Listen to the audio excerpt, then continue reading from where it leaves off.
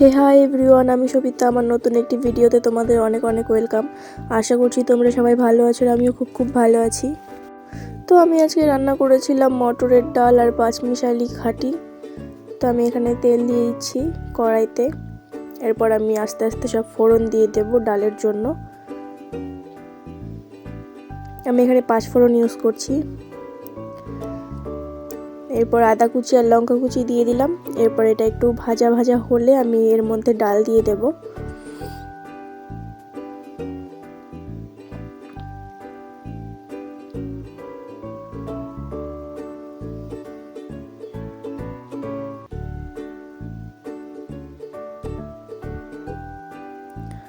তো আমার কাছে ডালের জলটা একটু কম লাগছিল, তাই আমি প্রেসার কুকারে আর একটু জল দিয়ে নিয়ে তারপরে ডালের মধ্যে আবার দিয়ে দিয়েছি।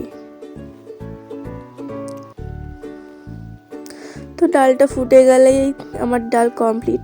তো দেখতে পাচ্ছ আমার ডাল এখানে হয়ে গেছে। এরপর আমি অনেক রকমের সবজি দিয়ে ঘাটিটা বানাবো। তো আমার সবজির মধ্যে ছিল বেগুন, আলু, সিম, ডাঁটা, মূলো, গাজর, তারপর একটু মটরশুঁটি, তারপর সজনে ডাঁটাও ছিল আর একটু কোয়াশও ছিল, ফুলকপি ছিল। তো আর আমি এখানে দেখিয়ে দিচ্ছি কি কি আমাদের লাগবে। তো আমি কড়াইতে তেল দিয়ে তেজপাতা দিয়ে দিয়েছি। এরপর আমি আদা গ্রেট করা আর লঙ্কা চেরা দিয়ে দিলাম। এটা একটু ভাজা ভাজা হলে আমি এর মধ্যে দিয়ে দিয়েছি 5 ফোড়ন। আর আমি খেজুরের গুড় দিয়েছিলাম একটুখানি তেলের মধ্যে, যাতে কালারটা ভালো আসে আর শেষে যেন আমাকে কোনো রকমের চিনি ইউজ না করতে হয়। তো আমি এখানে কড়াইতে সব রকমের সবজি দিয়ে দিব এক এক করে।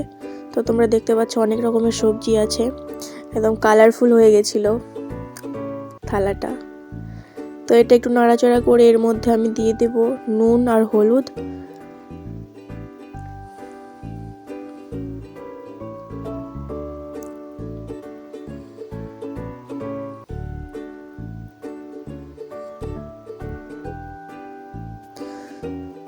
তো নুন হলুদ দেওয়া হয়ে গেলে আমি আবার ভালো করে নাড়াচাড়া করে নেব। এরপর আমি ঢেকে দেব যাতে জলটা ওঠে, সেদ্ধ হয় সবজিগুলো সব।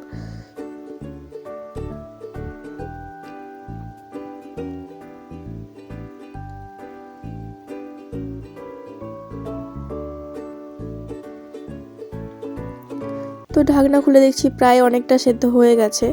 তো এটাকে ভালো করে এখন কষিয়ে নেব আমি সবজিটা। আর আমার ভিডিও তোমাদের কেমন লাগে সেটা আমাকে অবশ্যই কমেন্টে জানাবে। আর ভিডিওটি ভালো লেগে থাকলে like, comment, share and subscribe করে দিও। অ্যান্ড তোমরা যদি আমার ফেসবুক পেজ থেকে ভিডিওটি দেখো অবশ্যই আমাকে ফলো করতে ভুলো না কিন্তু। তো দেখতে পাচ্ছ আমার ঘাটি এখানে রেডি হয়ে গেছে। তো কতটা সুন্দর হয়েছে দেখতে, খেতেও বেশ ভালো হয়েছিল। আজকের মতন বাই বাই।